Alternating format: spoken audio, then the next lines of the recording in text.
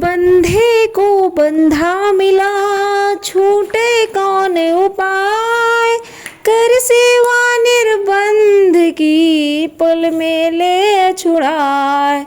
कविवर कबीरदास जी इस प्रसंग के माध्यम से कह रहे हैं कि एक बंधे हुए को दूसरा बंधा हुआ मिल गया तो वह कैसे छूट सकता है। अतः निर्बंध की सेवा करो, वह पल में छुड़ा लेगा। भाव है, खानी वाणी से विरक्त गुरु की शरण लो। गुरु बिचारा क्या करे, हृदय भया कठोर, नौने जा पानी चढ़ा, पत्थर न भीजी कोर। गुरु बेचारे सच्चे होते हुए भी क्या करेंगे, जबकि शिष्य का हृदय कठोर है। पत्थर पर 54 हाथ पानी चढ़ जाए तो भी उसकी कोर तक नहीं भीगेगी। इसलिए सदैव सच्चे मन से गुरु शरण में लग जाएं। कहता हूँ कहीं जात हूँ, देता हूँ हेला, कहता हूँ कहीं जात हूँ, देता हूँ हेला, गुरु की करनी गुरु जाने, चेला की चेला। इस प्रसंग में कविवर कबीरदास जी पुकार पुकार कर कह रहे हैं कि और निर्णय सुनाए जाता हूँ, गुरु अपनी करनी भोगेगा, शिष्य अपनी करनी भोगेगा। यहाँ पर हेला का नाम हल करना या निर्णय करना लिया गया है। तात्पर्य यह है कि कविवर कबीरदास जी कह रहे हैं, जो जैसा करेगा वो वैसा पाएगा, जो मनुष्य गलत करेगा वह उसकी सज़ा जरूर पाएगा। ये है कविवर कबीरदास की सच्चे हृदय से उनकी कथा।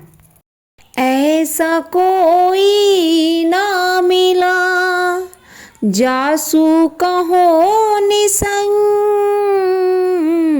ऐसा कोई ना मिला, जासू कहो निसंग, जासू हृदय की कहूँ, सो फिर मारे डंक है भैया, सो फिर मारे डंक।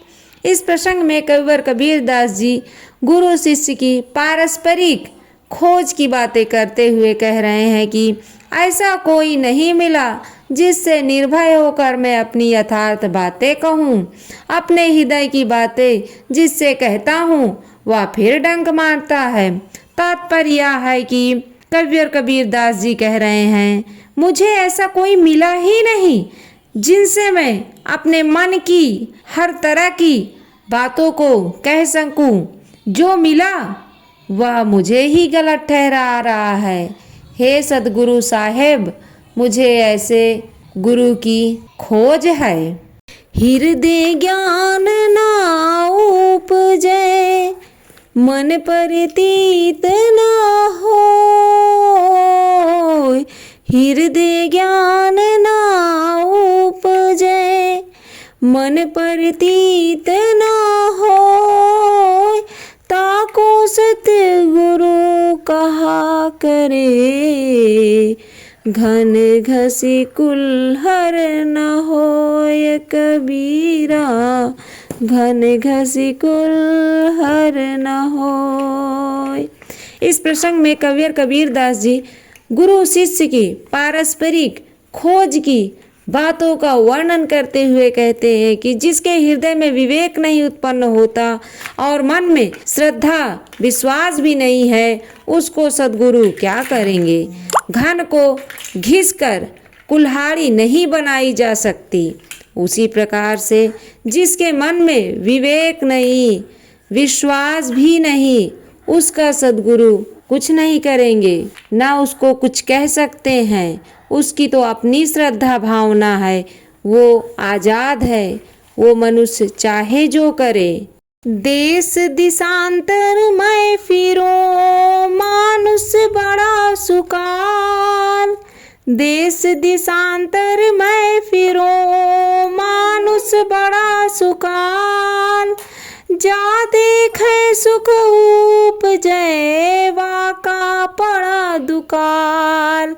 इस प्रसंग में कवि और कबीरदास जी गुरु शिष्य की पारस्परिक खोज की बातों का वर्णन करते हुए कह रहे हैं कि देश देशांतरों में घूमकर मैंने देखा तो मनुष्यों की कमी नहीं है, परंतु जिसके दर्शन से सुख उत्पन्न हो उसका दुकाल पड़ा है। तात्पर्य यह है कि पूरे जगत में घूम घूम कर मैंने देखा मानव प्राणी बहुत हैं, लेकिन जिसके वाणी भाव से मन को शांति मिलती है वह मनुष्य नहीं मिला, या कोई गुरु मुझे अभी तक नहीं मिला है। शिष्य पूजे गुरु आपना, गुरु पूजे सब साथ, कहे कबीर गुरु शिष्य को मत है अगम आघात। इस प्रसंग में कवि और कबीरदास जी बता रहे हैं कि शिष्य अपने गुरु की पूजा करता है और गुरु सब साधुओं की पूजा करते हैं। कबीर साहब कहते हैं कि गुरु शिष्य का मत साधारण के लिए अगम अपार है। शिष्य कृपिन गुरु स्वार्थी, मिले योग यहाँ आए, कीच कीच के दाग को कैसे सके छुड़ाए। इस प्रसंग में कवि और कबीरदास जी कृपण शिष्य स्वार्थी गुरु का अच्छा संयोग पड़ गया है। जैसे कीचड़ के दाग को कीचड़ कैसे छुड़ाएगा, उसी प्रकार अज्ञानी गुरु ज्ञानी शिष्य कैसे बना सकता है। सत्य को खोजत मैं फिरूं, सतिया मिले न कोई, सत्य को खोजत मैं फिरूं, सतिया मिले न कोई, जब सत्य को सतिया मिले, विष तजी अमृत होय, विष तजी अमृत होय। इस प्रसंग में कवि और कबीरदास जी सत्य को खोजने की बातों को दर्शाते हुए कह रहे हैं कि मैं सत्य को खोजता फिरता हूँ, परंतु कोई सत्यवादी सत्य रहने वाला नहीं मिलता, कम मिलते हैं। जब सत्य इच्छुक हो सत्यधारी मिल जाते हैं तो वह विष से रहित होकर अमृत हो जाता है। स्वामी सेवक होय के मन ही में मिली जाए, स्वामी सेवक होय के मन ही में मिली जाए, चतुराई रिझे नहीं रही मन के माय। इस प्रसंग में कवि और कबीरदास जी बता रहे हैं कि स्वामी सेवक बनकर दोनों का दिल एक होना चाहिए। चालाकी करने में ना मोहे, एक दूसरे के मन में अपना मन मिलाए रहें। कहने का तात्पर्य ये है कि शिक्षा के माध्यम से गुरु और शिष्य एक दूसरे के दिल में होना चाहिए, हृदय में होना चाहिए, और कभी भी एक दूसरे से चालाकी ना करें। गुरु शिष्य का अटूट प्रेम होता है। गुरु कीजिए जानी के, पानी पी जय छान, गुरु कीजिए जानी के, पानी पी जय छान, बिना विचारे गुरु करे परे 84 खान, कबीरा परे 84 खान। इस प्रसंग में कवि और कबीरदास जी बता रहे हैं कि गुरु का चुनाव कैसे करें। जान समझकर गुरु का चुनाव करें, छान कर जल पियो, जो बिना विचार किए ही गुरु करता है वह 84 चक्कर में भटकता है। कहने का तात्पर्य है कि जिस प्रकार आप पानी को उबाल कर और छान कर पीते हैं, उसी प्रकार जो गुरु आपके मन के अंधकार मिटा दे, उन्हीं गुरु का चुनाव कीजिए। सही ज्ञान मिलेगा, जीवन का उद्धार हो जाएगा। 64 दीवा जोय के 14 चंदा माय।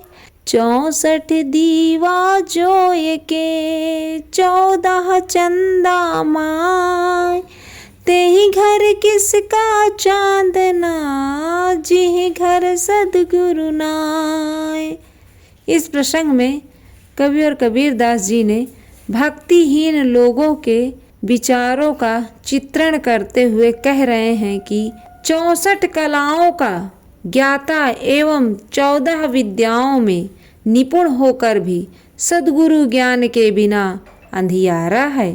तात्पर्य यह है कि कितने ही महान ज्ञानी बन जाओ, लेकिन किसी के साथ गलत व्यवहार करो, उससे अभद्रता से बात करो, तो समझिए कि आप ज्ञानी नहीं हैं, आप एक अज्ञानी व्यक्ति हैं।